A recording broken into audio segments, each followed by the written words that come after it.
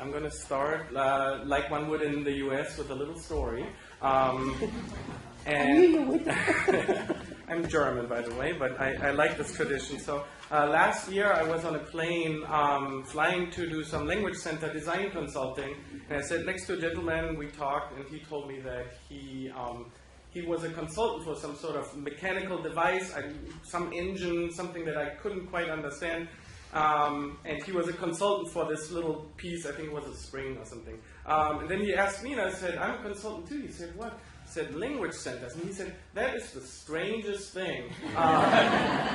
And so here we were, not understanding what everybody was doing, but it later clicked that we're doing very important work that other people don't notice, but it has to run in the background, and it should run in the background to make things better, more smooth, etc. So probably when I was on the way in the metro this morning, there maybe was his spring somewhere, right, making me say, I didn't think about it at all. And the same way as we work in language centers and more generally learning spaces, a lot of people will not notice what we're doing, what kind of effort goes behind it. And it shouldn't, right? It really shouldn't. A lot of this is unconscious, and so I hope with this presentation I can bring some of this to the forefront and make it more conscious, because we don't often think about these types of learning spaces outside of our discipline.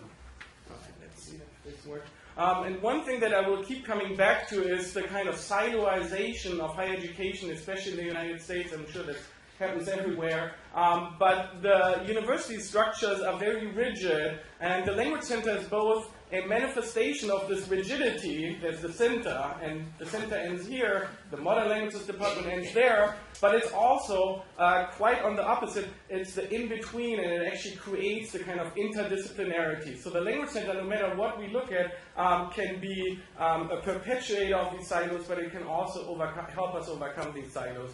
And as I talk about design, the first thing that comes to mind is architectural design. But first and foremost, this is educational design. This is design in philosophy and organizational questions that we have to solve first before we even think about any kind of architectural design. The term language center, I will come back when I talk a little bit about the history. But what we're actually noticing now is that the term language center isn't maybe the best term, because it again describes a sort of silo. So in one of our IELTS surveys, we found that a lot of people like to use the word space and spaces, and it's a much more open, fluid term. So I will keep coming back to that, and that might be where we're heading, actually.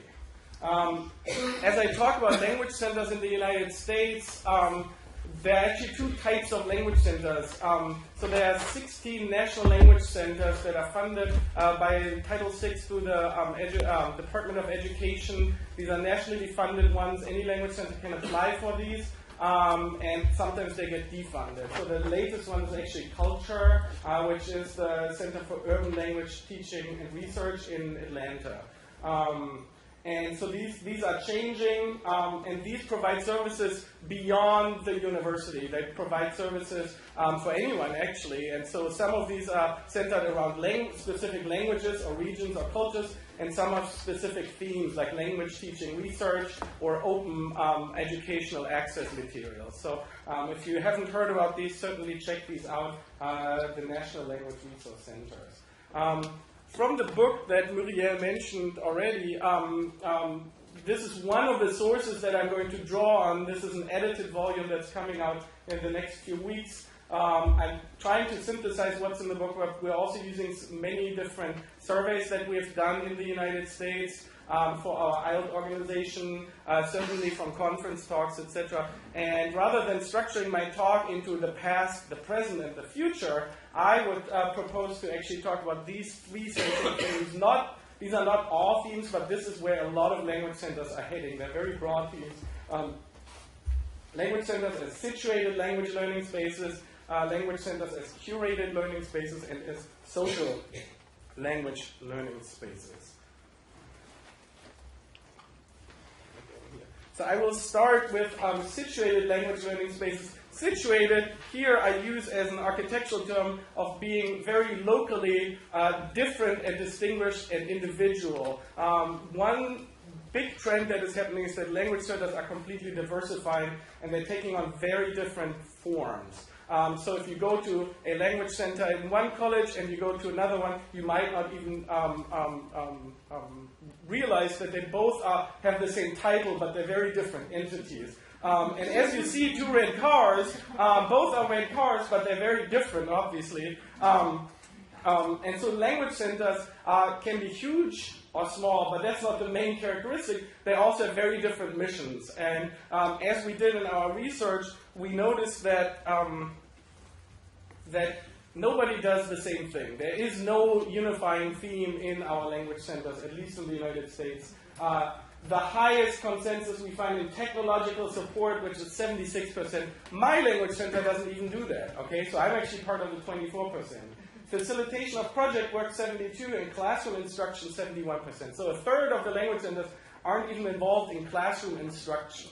So all the other ones are even under 60%. So as we found the different centers, if I go through this list, we provide a little over half of these services. So it's very difficult to say, this is what a language center does, right? And that's what people are looking for, especially when I do consulting.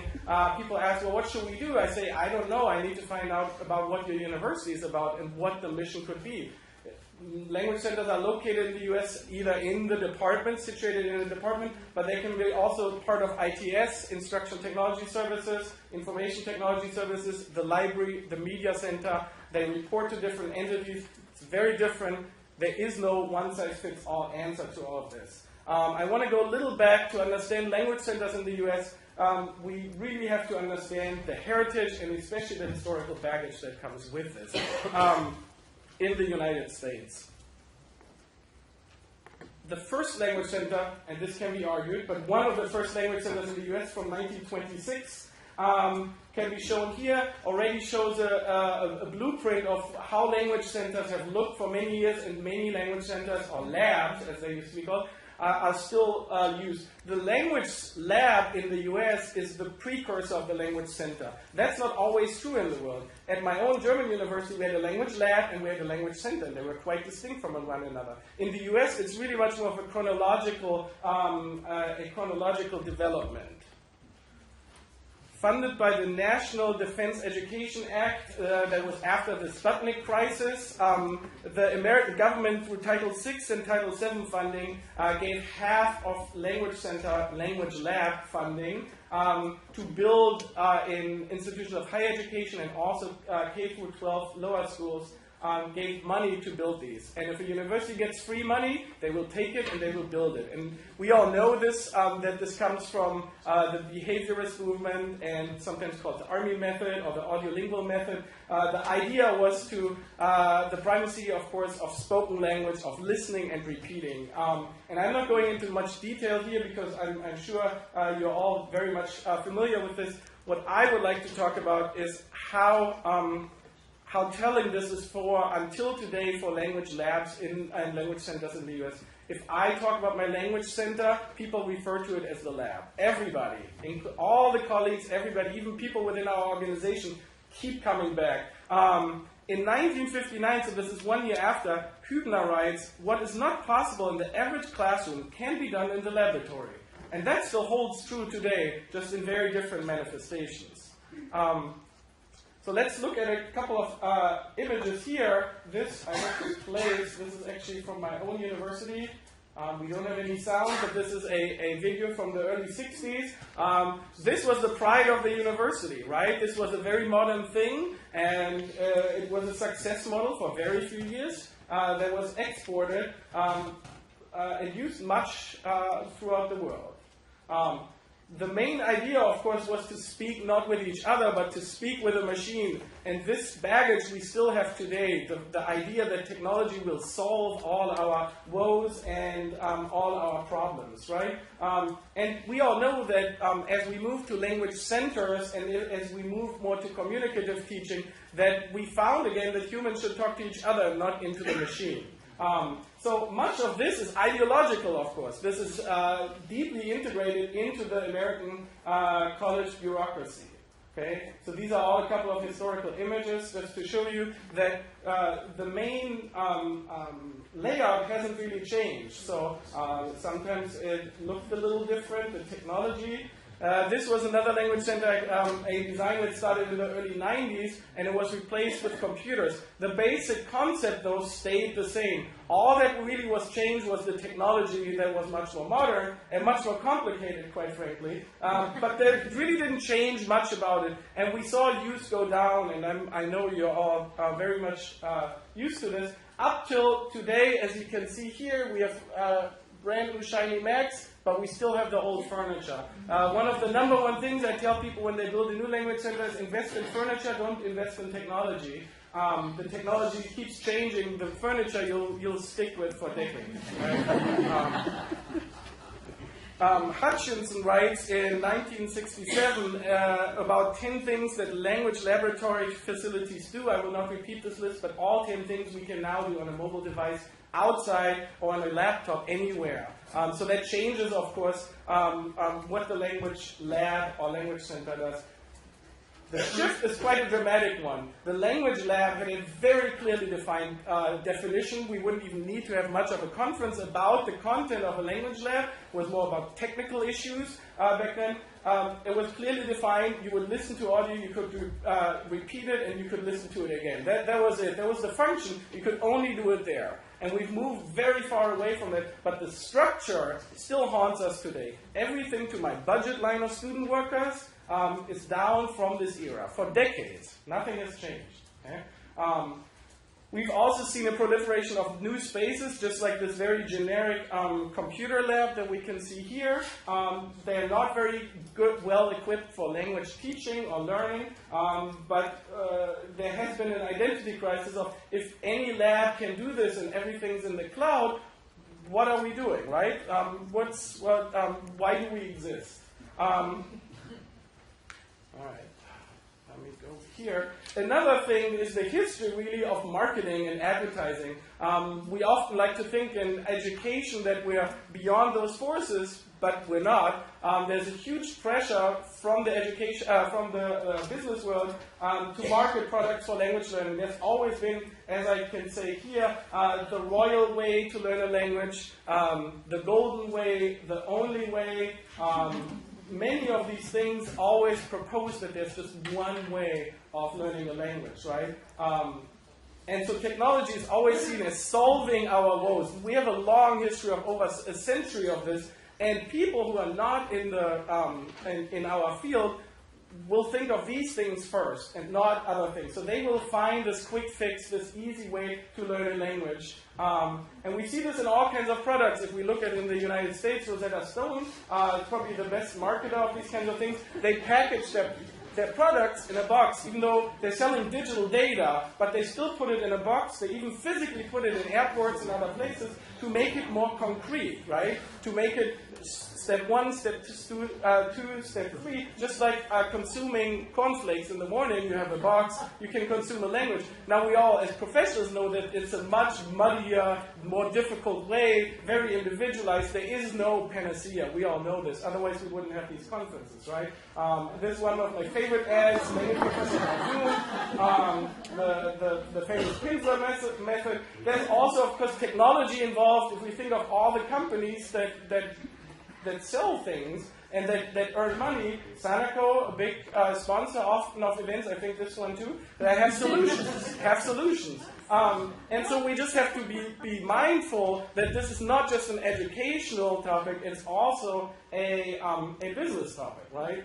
The third category that I want to talk about that has much influence over us are the architects. I'll talk about architects quite a bit. They hold a lot of power over us. As we build a language center, this is actually mine, they need to put things into certain places and they mark certain things. They are the experts in educational design, although they never teach languages, right? So there's a huge disconnect in who designs these spaces and who actually then uses them, right?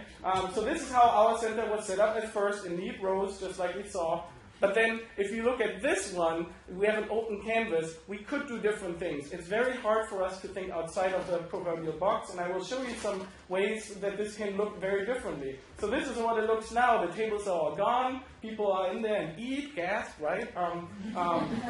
All sorts of things happen that we could not foretell just 6 years ago. So that's how things are happening. All right. This is one of my favorite quotes. This is from Wang, who published in the IELTS Journal in 2006, and asks, since more and more computer technology is available even in the far reaches of the student dorms, what draws students to still make use of the LLC? And this is a dramatic question. It's a lot of money. I just talked about software and hardware and architectural design. We could pay people to teach, right? So this is not something that is a luxury product. We could do other things with this very real money and a lot of money. And whenever I go out on consulting trips, I ask people, are you really sure you want this? Because you could be doing many other things, including giving scholarships to students. Send them abroad. Maybe that's a better use. We have to be open to these things. So what happens in a lot of language centers, of course, is that they underutilize. And this is kind of the danger. What is wonderful, though, if we design them well, we can fill all of these things that are in between the silos, and we can fill them with new activities that we haven't thought about. This is something we started last year in our center. We do yoga in German, and you see, these are all volunteers. The students did not come there for any sort of credit, and it's filled. We moved all the tables out, and this was not a use that we envisioned when we built it. So let's talk a little bit about how we can design these spaces for that. Okay? I think language centers are curated spaces. I think this is quite telling. We have control over these spaces. And control is something that we usually don't have about classrooms.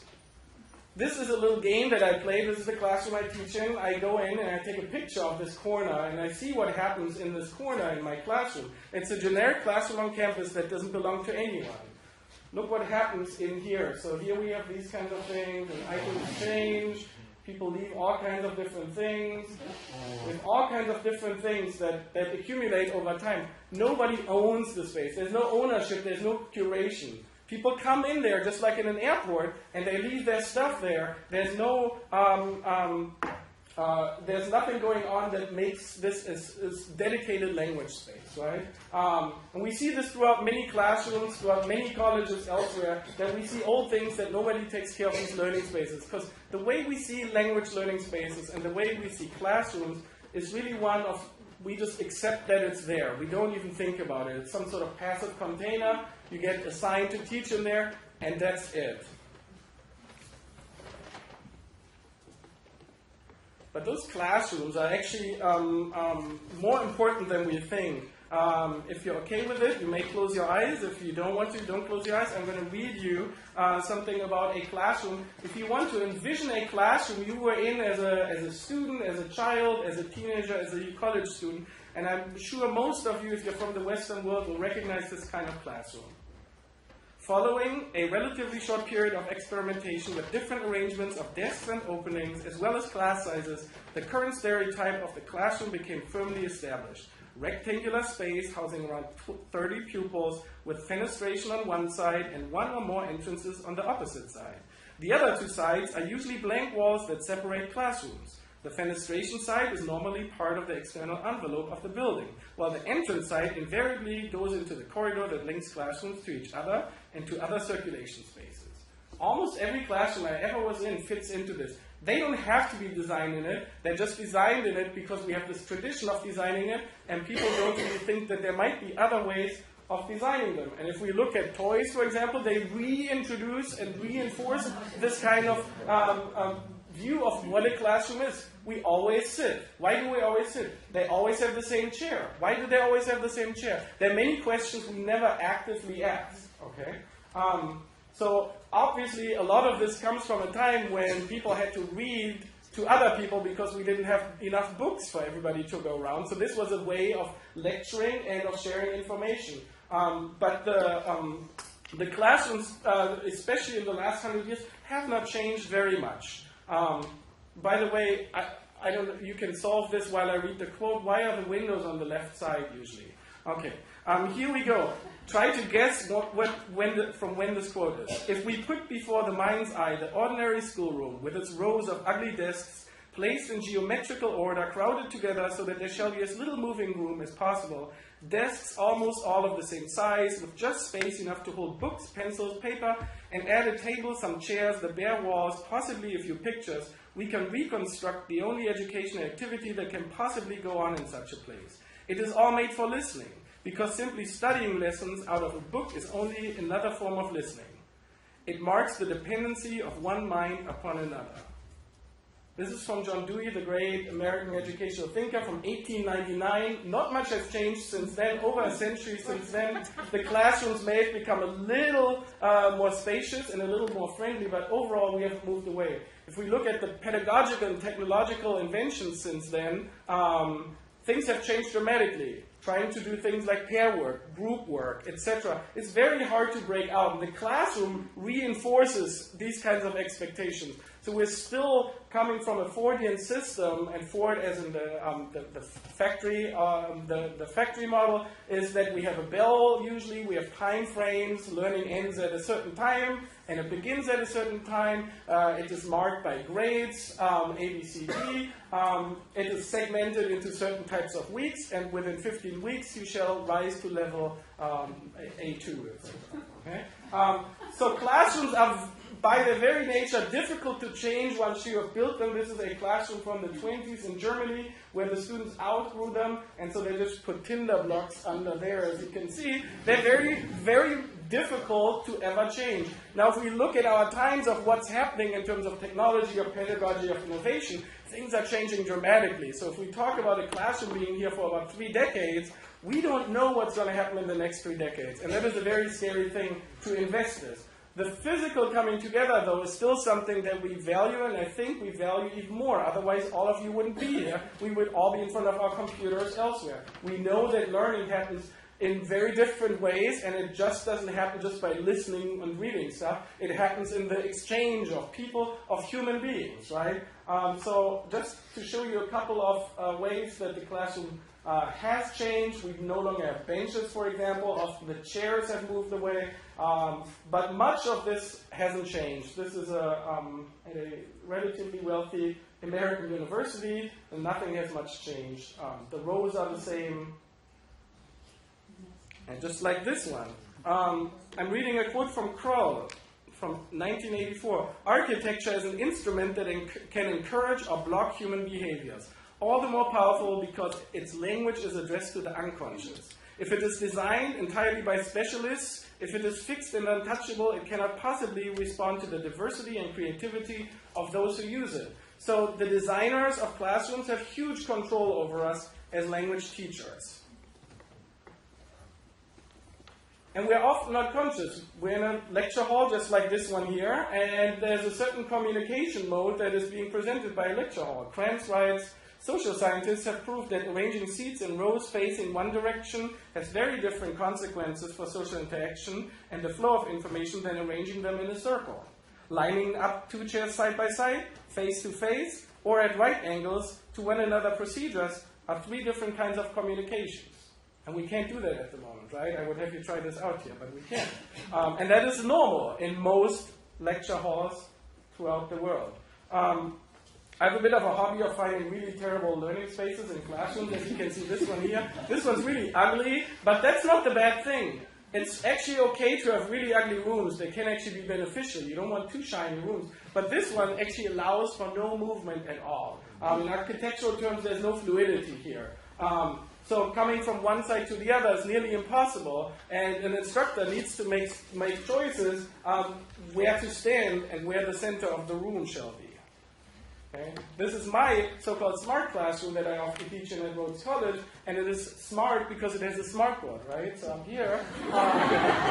It is kind of dumb, as I call it, is because this table is way too big, so there's no fluidity in terms of enough space. It also forces me to either stand behind here to access my PowerPoint or to squeeze by this student here to write something on the board. This was my eureka moment when I thought, oh, I'm not going to write this word on the wall because that's too cumbersome to go squeeze by the student. So I didn't. And so this arrangement made a choice for me. That was my moment in this classroom. So usually I would move it around now, but most instructors will not move any kind of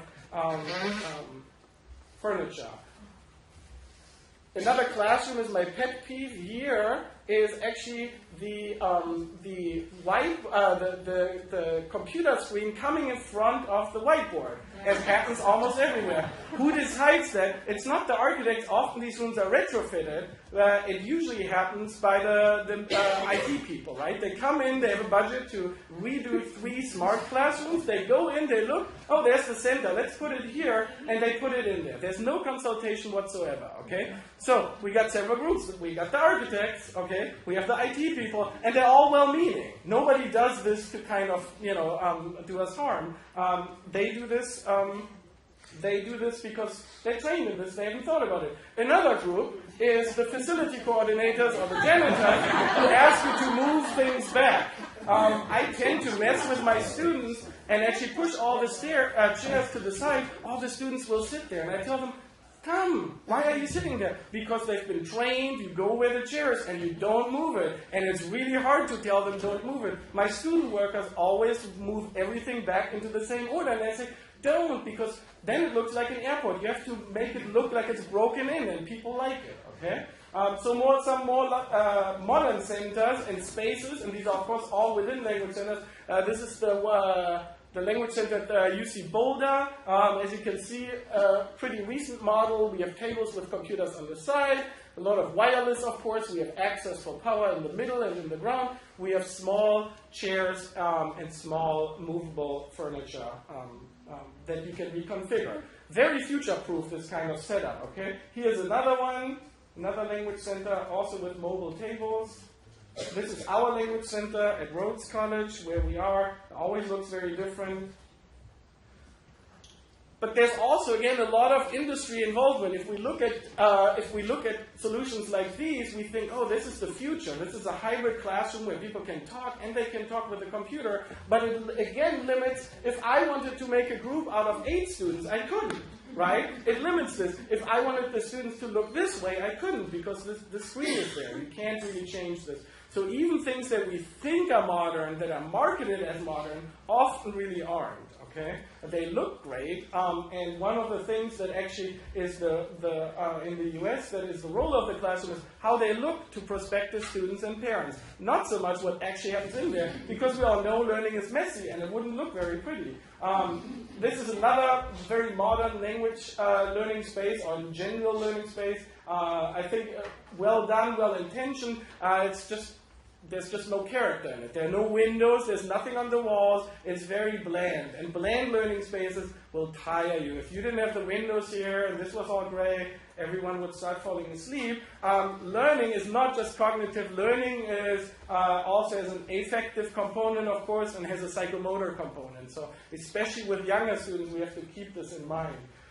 And then, of course, there's the piece of technology that is frequently changing. If we look at this image here, taken a few years ago, one student works in the installed computer, one has a MacBook, one has an iPad there. So things are changing, and these are student choices, right? And we don't know possibly what we will do in 10 years, or 20, or 30.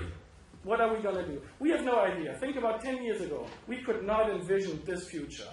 And so we cannot envision this next future. And so it's really scary to put down $500,000 and build an educational building, right? So the more flexible we can be with this, the better.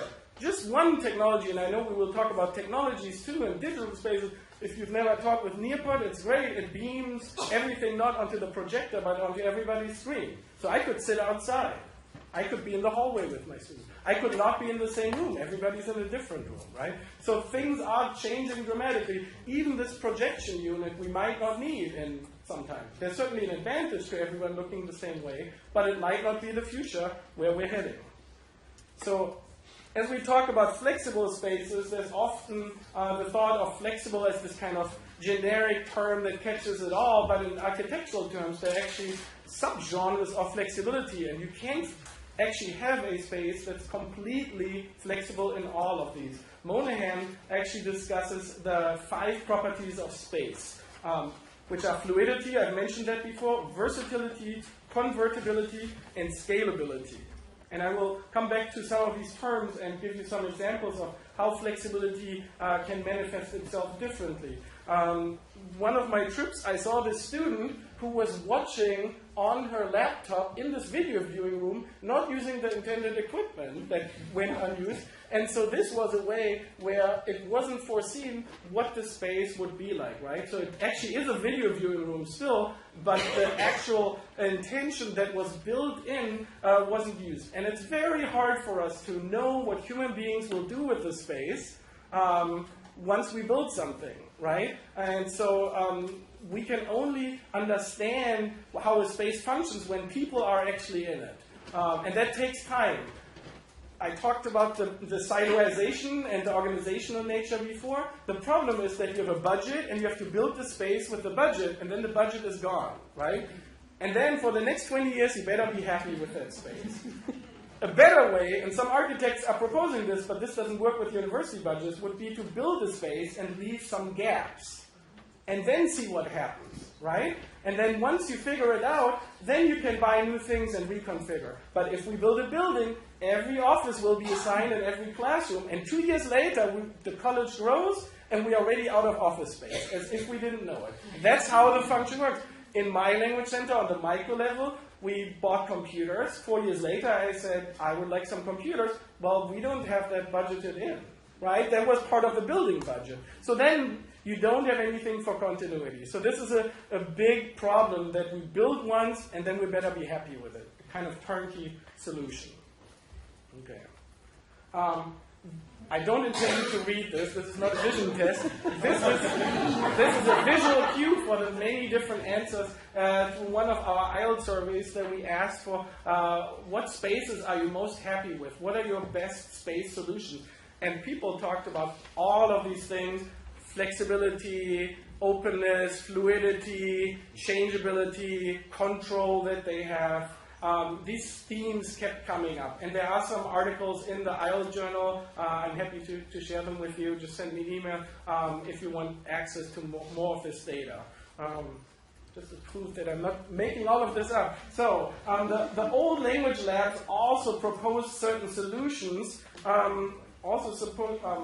had these solutions as to being much more flexible.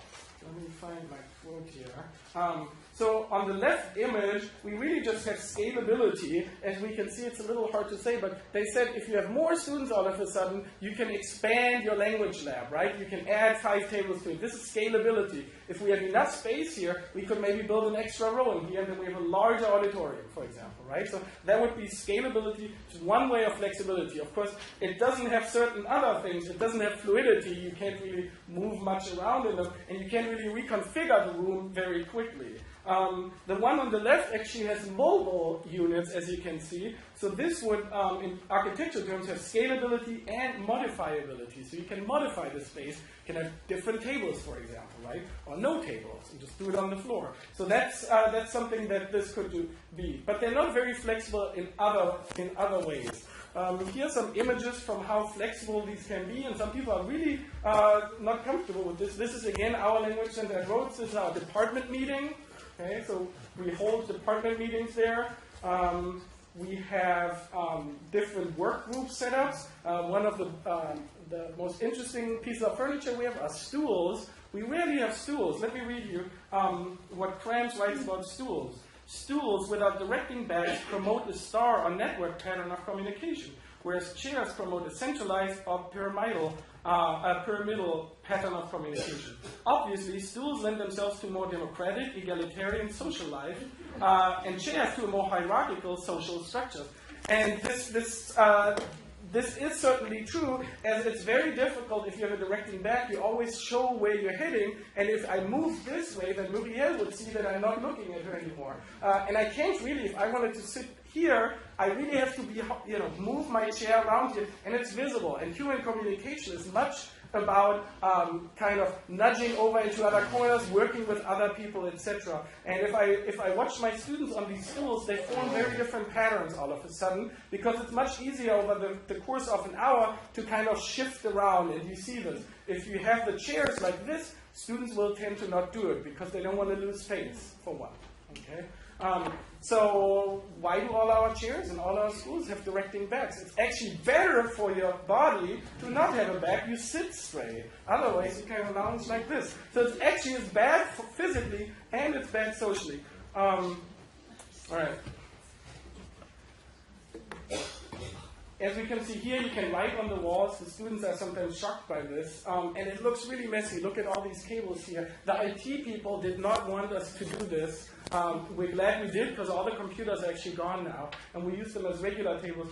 But this sends a message. This sends the message that language learning is messy. Barbara Saul, one of our previous IOT presidents, mentioned this during one of her keynotes in California. And it stuck with me. Language learning is really messy. It's never clean. And the room should kind of reflect that. It's not something you can put into a neat box like we saw earlier from the products. Language learning is messy, you know. Roll up your sleeves and get a little dirty. All right. Let's look at a couple other solutions here. So we have all sorts of social events in the Language Center. American colleges are very much residential spaces, especially a small liberal arts college like mine. Students are there 24/7, so learning doesn't just have to confine to the classroom, it happens all the time. And this is something that's really important for our colleges to provide these spaces. I know that my German university would not have done this at all, but in America this is part of what they're paying for, right? They live on campus, they interact with each other. So we play video games in foreign languages. We play board games together. We make gingerbread houses before Christmas together, as you can see here.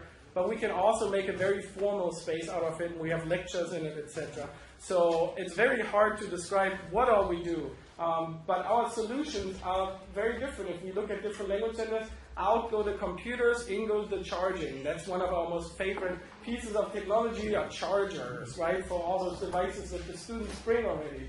All the furniture that we use is flexible. This is our front desk. We're about to move it away. As you can see, we didn't build it in. We don't need a front desk anymore because we don't check out DVDs anymore. I will talk about that in a second. So we're actually experimenting with this all the time. The student workers experiment with this. So the front desk, we move around and see where it can all fit.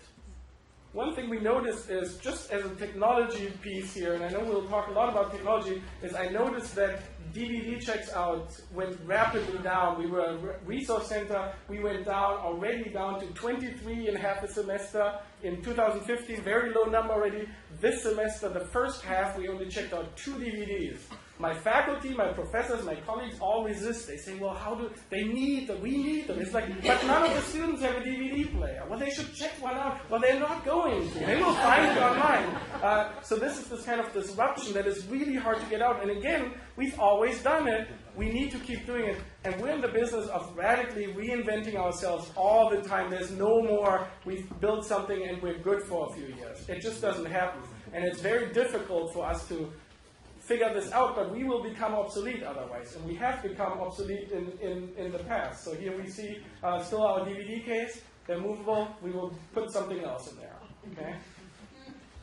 Now the social aspect, and this is the third aspect I already alluded to. The social aspect is really, really crucial. And if you think about space really is about social, it's socially made. I'm quoting Henri Lefebvre, I hope I'm pronouncing that correctly, who writes in 91, social space is not a thing among other things, nor a product among other products. Rather, it subsumes things produced and encompasses their interrelationships in their coexistence and simultaneity, their relative order and or relative disorder. It is the outcome of a sequence and set of operations, and thus cannot be reduced to the rank of a simple object.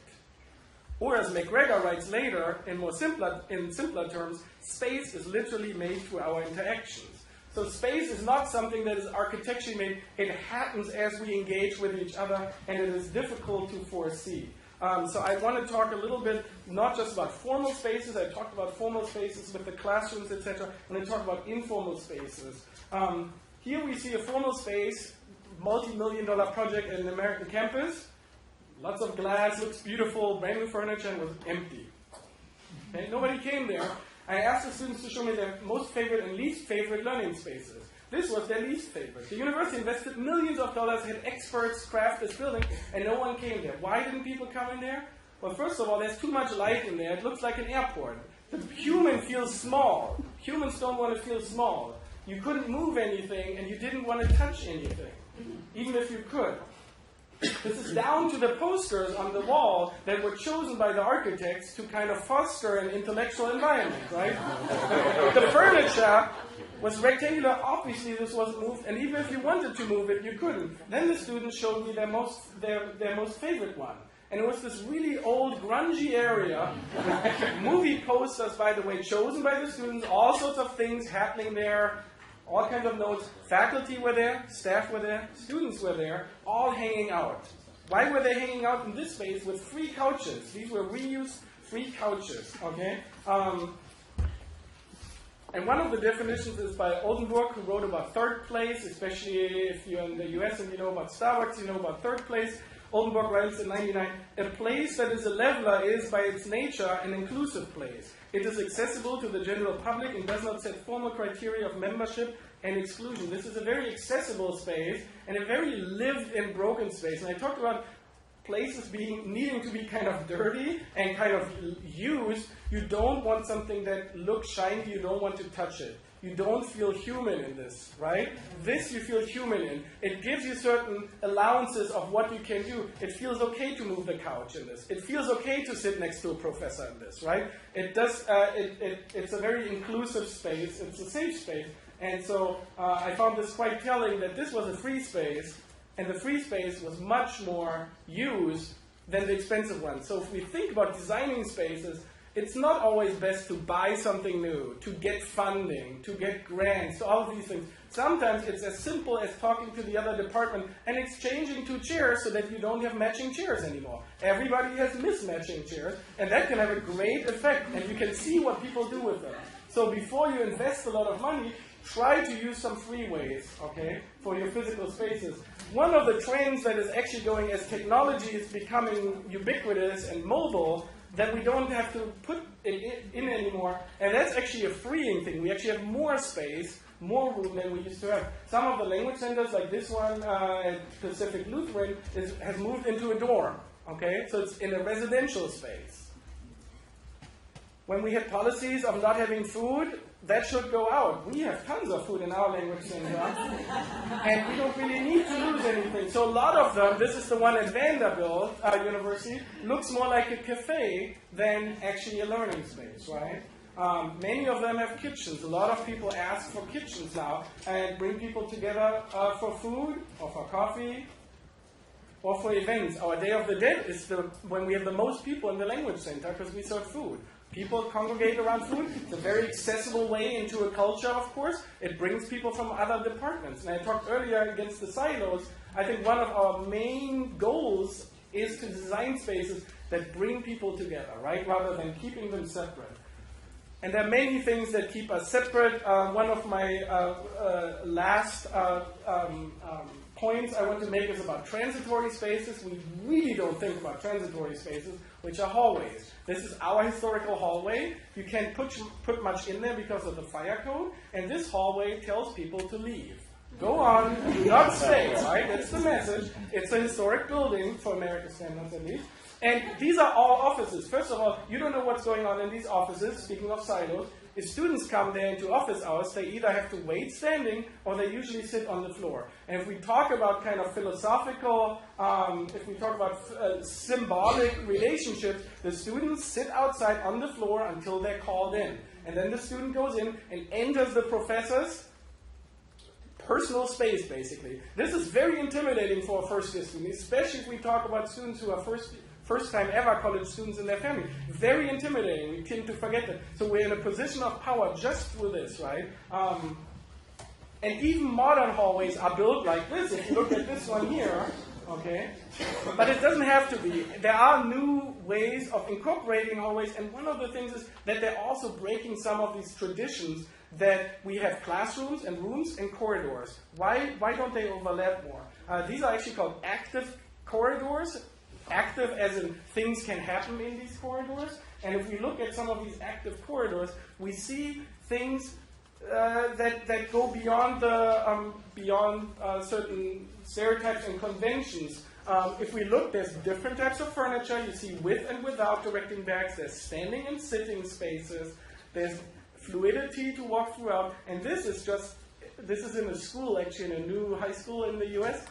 This is outside of the language center. That is not the language center, but this is probably where more interaction will happen than inside of the classroom. And especially at many American colleges where we talk about the professor and the student interaction is the number one thing that students want, then we need to build so that that actually happens. And that doesn't have to happen in the language center. That can happen in the dining hall, that can happen in the hallway, and it should happen in these kinds of spaces. All right? So here are just a couple other examples of these. So why don't you have your office hour there, right? The last part is about socialness, is communities of practice. Many language centers go in that direction. It's good to have a space that kind of designates a certain professional place to come together, right? An environment that is conducive to research, and we are all certainly a community of practice here, and bringing the human in. If you look at successful advertising, like this Apple iPad 2 commercial, it's not about the iPad, it's about the people learning together. And I think we're realizing that that's why we're all here, right? We're learning together, not just in our computers, in our digital spaces, but coming together. Sure, we'll use the computers too, they will just help us get there. And so if we look at these kinds of spaces that bring us together, there is something that we call built pedagogy. Monahan talked about built pedagogy. It's the pedagogy that is conferred through actual building design. So this dining hall, the setup with the no English sign and the German flag tells you instantly this is a place where German is spoken, no English spoken. And it is a leveling space because we have older people and we have younger people there coming together for the sake of learning together. Okay? And I'm quoting Cornfield here from '66, again about the lab. The choice of the name Language Laboratory was an unfortunate one, since it gives the false impression of its real purpose. A laboratory is usually a place where research or experimentation goes on. Nothing of that nature should take place in the normal course of events in the language laboratory.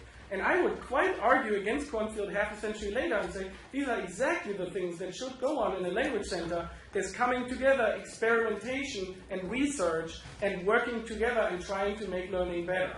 Okay? So actually, we might go back to the term language lab as I'm proposing here. Okay? So just a couple of ways of how these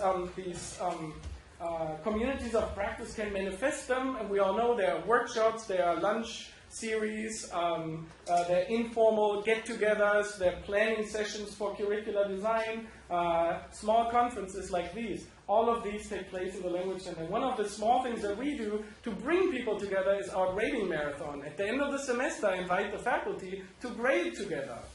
And everyone comes. People bring food. I just say designated time in the space.